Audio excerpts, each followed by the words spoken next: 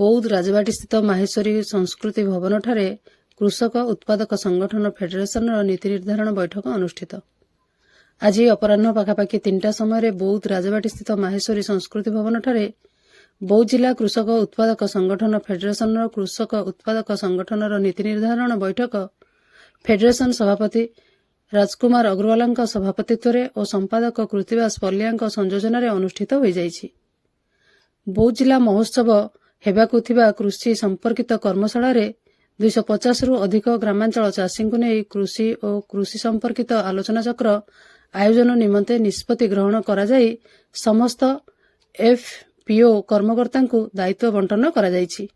ସଭାପତି ଶ୍ରୀଯୁକ୍ତ ଅଗ୍ରୱାଲଙ୍କୁ କୃଷିମନ୍ତ୍ରୀ, ମତ୍ସ୍ୟ ଓ ପଶୁ ସମ୍ପଦ ମନ୍ତ୍ରୀ, କୃଷି ସଚିବ, କୃଷି ନିର୍ଦ୍ଦେଶକ, କୃଷି ବିଶ୍ୱବିଦ୍ୟାଳୟ କୁଳପତିଙ୍କୁ ଅତିଥି ଭାବେ ନିମନ୍ତ୍ରଣ କରିବା ପାଇଁ ଦାୟିତ୍ୱ ଅର୍ପଣ କରାଯାଇଛି। ଜିଲ୍ଲାସ୍ତରୀୟ କୃଷି ସମ୍ପର୍କିତ ବିଭାଗ ଅଧିକାରୀମାନଙ୍କୁ ଉକ୍ତ କର୍ମଶାଳାରେ ରହିବା ପାଇଁ ଜିଲ୍ଲାପାଳଙ୍କ ମାଧ୍ୟମରେ ଅନୁରୋଧ କରିବା ପାଇଁ ସ୍ଥିର କରାଯାଇଛି।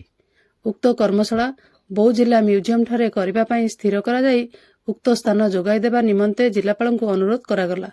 ଏଥିରେ ଅତିଥି ଭାବେ ସେବାନିବୃତ୍ତ କର୍ଣ୍ଣେଲ ଶିଶିର ଘୋଷ, କୃଷକ ନେତା ସୂର୍ଯ୍ୟନାରାୟଣ ମହାପାତ୍ର, ଓବିସି-କିଷାନ ପ୍ରଧାନ, ସମାଜକର୍ମୀ କେଦାରନାଥ ସାହୁ, ବିଦ୍ୟାଧର ସ୍ୱାଇଁ, ପୂର୍ଣ୍ଣଚନ୍ଦ୍ର ଗାଇଗୋରିଆ, ଦାମୋଦର ସାହୁ ପ୍ରମୁଖ ଅତିଥି ଭାବରେ ଯୋଗଦେଇ ଚାଷୀ ହିତରେ ବକ୍ତବ୍ୟ ରଖିଥିଲେ।